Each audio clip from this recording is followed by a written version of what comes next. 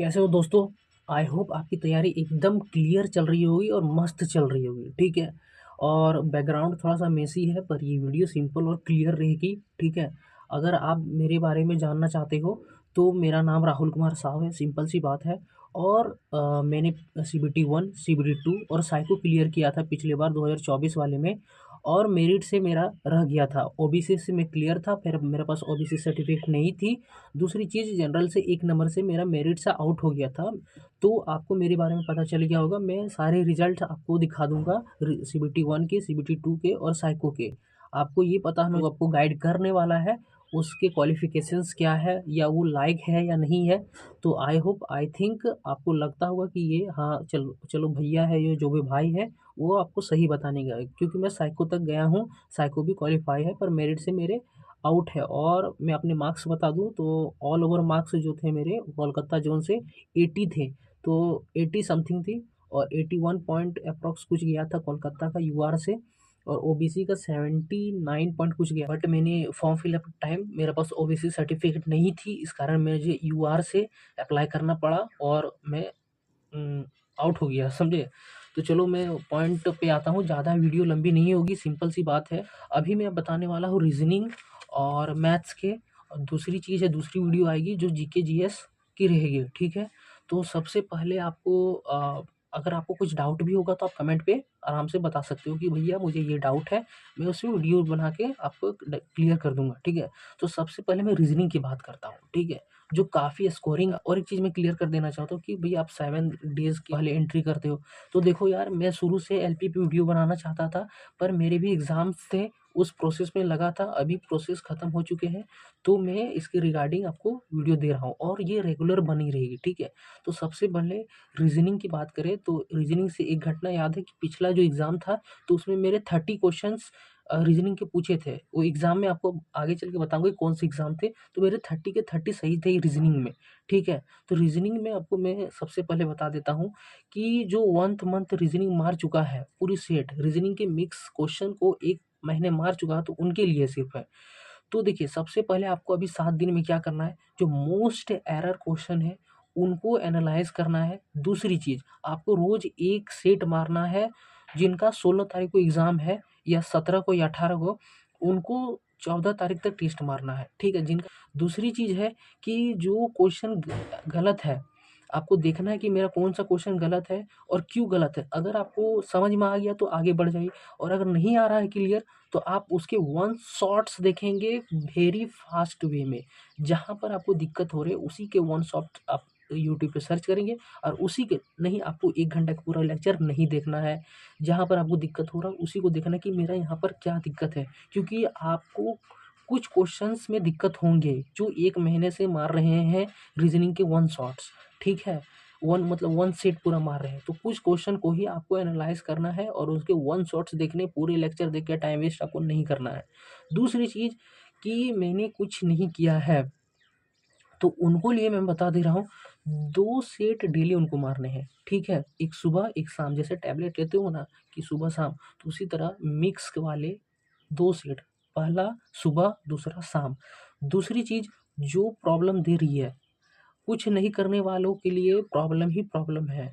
तो उनको देखना है कि मेरे सबसे ज़्यादा कौन से टॉपिक के क्वेश्चन गलत हो रहे हैं। उनके वन शॉट्स आपको पूरे देखने हैं, वो भी रफ्तार में देखने हैं। ठीक है, क्लियर में। अगर समझ में नहीं आता वहाँ स्लो करिए, जहाँ समझ में आ रहा फास्ट करें, क्योंकि टाइम बिल्कुल नहीं है। तो कुछ नहीं करने वालों के लिए है कि 2 सेट डेली मारेंगे। ठीक है। सुबह शाम मारेंगे, जो प्रॉब्लम दिख रही है टॉपिक में उसके वन शॉट्स दिखेंगे पूरे फास्ट वे में। अब दूसरी सब्जेक्ट की बात करते हैं जो कि है मैथ्स, जो कि काफ़ी इंपॉर्टेंट रोल रहता है आपकी स्पीड कैलकुलेशन में लेके। तो इसमें भी दो चीज़ है, एक जिनका 80 या 90% सिलेबस कंप्लीट है। 100% बहुत कम का होता है, और 100% जैसी चीज़ होती ही नहीं है सिलेबस कंप्लीट में, क्योंकि आप जितना पढ़ोगे कुछ ना कुछ छूट ही जाता है। ठीक है। तो मैं 80 से 90% ऑलमोस्ट लेता हूँ कि जिनका सिलेबस थ्रू आउट कंप्लीट है।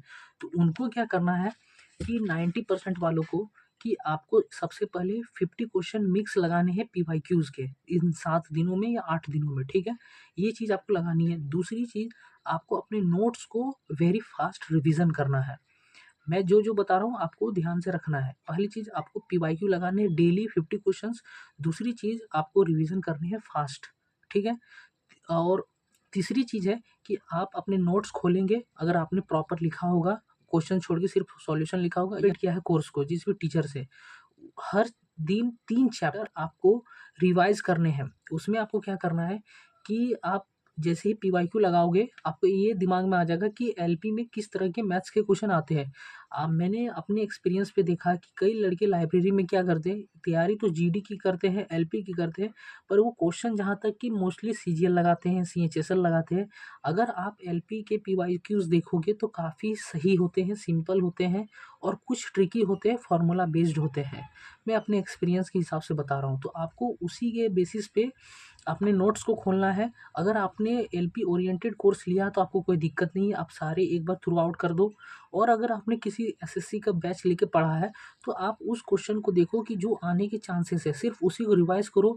जैसे मैंने कोई क्वेश्चन पढ़ा, अगर मुझे कोई दिक्कत आ रही है, माइंड में सॉल्व नहीं हो रहा है, ठीक है, देखने पर, तो आप उसको एक बार प्रॉपर सॉल्व करो। जो देखने पे लग रहा है कि हाँ रिपीटेड क्वेश्चन है, इसको मैंने एक बार सॉल्व किया था, कल ही किया था, सुबह ही किया था, उसे छोड़ दो, ठीक है। आप इतने फास्ट तरीके से करो कि आपको 3 चैप्टर एक दिन में हो जाए। अब भाई देखो, लास्ट रिवीजन होती है, वो एक बहुत इंपॉर्टेंट रोल प्ले करता है। मैं अपने जितना भी एग्ज़ाम दिया हूँ, ठीक है, और मैं बता रहा हूँ कि लास्ट 1 या 2 दिन में जो पढ़ता हूँ ना, उसी से मेरे 80 या 90% स्कोर्स बनते हैं, रियल बता रहा हूँ, रिवीजन के कारण। तो आप इस पे फोकस करेंगे, ठीक है। और दूसरी चीज़, जिनका सिलेबस कंप्लीट नहीं है या फिर बहुत कम है, उन्हें क्या करना है, सिर्फ पीवाईक्यूज़ देखने हैं अभी जितने हो सकेंगे। और दूसरी चीज़, जिस चैप्टर में प्रॉब्लम ज़्यादा आएगी उसके 1 शॉट्स आपको 2 की स्पीड में या 1.5 की स्पीड में पूरे देखने हैं, जिस चैप्टर में आपको ज़्यादा प्रॉब्लम हो रही है। अगर जिसमें 1-2 प्रॉब्लम हो रही है तो उसको आपको देखना नहीं है। यही सब था। तो रीजनिंग और मैथ्स को मैंने बता दिया क्लियरली। और दूसरी वीडियो आएगी जिसमें जीके जीएस और जीके जीएस ही सिर्फ है, तो उसी को आपको मैं अच्छे से बताऊंगा कि उसको कैसे करना है 7 दिनों में। और बाकी रहे 13 तारीख वालों के लिए, उसके लिए भी मैं छोटी सी वीडियो लाऊंगा जो काफ़ी इंपॉर्टेंट होगी, उनको क्या करना है एग्ज़ाम के दौरान, ठीक है, वो उसमें बताया जाएगा, ठीक है। तो चलिए मिलते हैं अगली वीडियो में, तब तक के लिए बाय। और ये वीडियो आपको इंपॉर्टेंट लगी तो अपने दोस्तों के साथ ज़रूर शेयर करें, वीडियो को सब्सक्राइब करें, लाइक करें, जो आपको अच्छा लगा होगा इन्फॉर्मेशन तो ज़रूर शेयर करिए। चलिए बाय बाय।